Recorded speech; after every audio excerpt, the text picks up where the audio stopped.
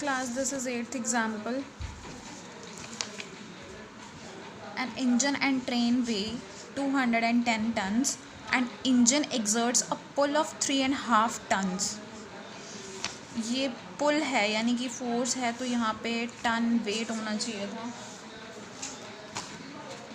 Turns weight. ठीक है.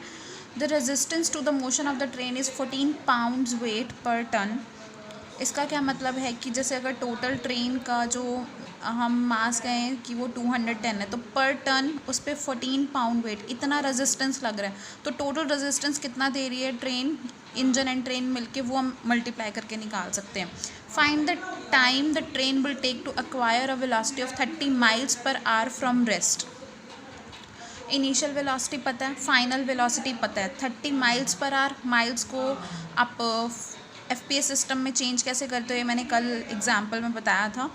ठीक है. तो आपके पास U है, V है, आपको टाइम फाइंड करना है. ठीक है. तो अब V equals to U plus FT है ना. ये अप्लाई कर सकते हैं क्योंकि डिस्टेंस का कुछ भी मेंशन नहीं है. तो इसके लिए हमारे पास V तो है, U भी है, T फाइंड करना है, तो पहले F होना चाहिए. अब F कैसे निकालेंगे वो देखो. Force produced by the engine कितना है, 3.5 टन्स वेट. अब देखो यहाँ पे है ना, हमारे पास चीज़ें FPS सिस्टम में दी हैं, तो मैं इसको टन से क्या करती हूँ, पाउंड्स में चेंज कर लेती हूँ.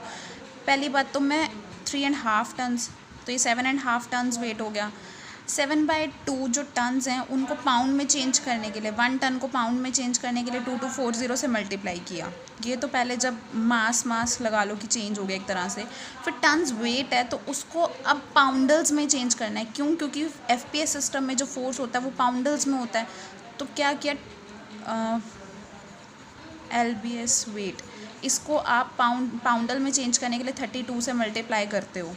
ये जो वो 3 रिलेशंस थे वहाँ पे था, ये रहा कि 1 पाउंड वेट जो है उसको पाउंडल्स में चेंज करने के लिए 32 से मल्टीप्लाई करते हो. ठीक है. तो 32 से मल्टीप्लाई किया, पाउंडल्स में आ गया, ये आपका फोर्स प्रोड्यूस्ड बाय इंजन हो गया. अब रेजिस्टेंस फोर्स कितना है, देखो इंजन क्या कर रहा है, ट्रेन को खींचने की कोशिश कर रहा है, पर कुछ रेजिस्टेंस भी होगा. ठीक है. मतलब जो ट्रेन और इंजन के वेट के कारण होगा, है ना. तो टोटल वेट उनका 210 टन्स है. अब पर टन कितना रेजिस्टेंस लग रहा है, 14 पाउंड वेट. तो टोटल कितना लगेगा, 210 इंटू 14 पाउंड वेट. अब इसको भी क्या करते हैं, फोर्स को पाउंडल्स में चेंज कर लेते हैं, तो उसके लिए फिर से 32 से मल्टीप्लाई कर दिया. तो ये आपका टोटल रेजिस्टेंस फोर्स आ जाएगा. अब उसने कहा है कि ट्रेन मूव कर रही है, ट्रेन मूव कर रही है, इसका मतलब जो इंजन फोर्स प्रोड्यूस कर रहा है वो रेजिस्टेंस से ज़्यादा है, तभी ट्रेन कंप्लीट मूव कर पा रही है ना आगे की तरफ. तो अब अगर मैं पूरे सिस्टम पे इफ़ेक्टिव फोर्स की बात करूं तो वो कैसे निकालेंगे, जो इंजन फोर्स लगा रहे हैं माइनस रेजिस्टेंस. तो इफ़ेक्टिव फोर्स क्या हो गया, force produced by engine minus force of resistance. ये आपका आपने सॉल्व किया तो आपके पास ये आ गया, इतने पाउंडल्स जो है आपका इफेक्टिव फोर्स आ गया.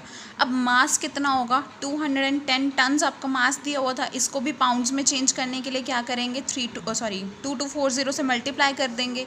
कर दिया. ये मास है, ये आपके पास फोर्स है, तो आप एक्सेलरेशन निकाल सकते हो. तो F इक्वल्स टू P/m. ठीक है. ये आपका एक्सेलरेशन आ गया.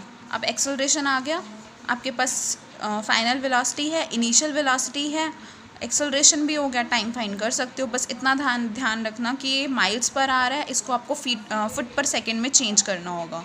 ठीक है. ये क्वेश्चन कंप्लीट.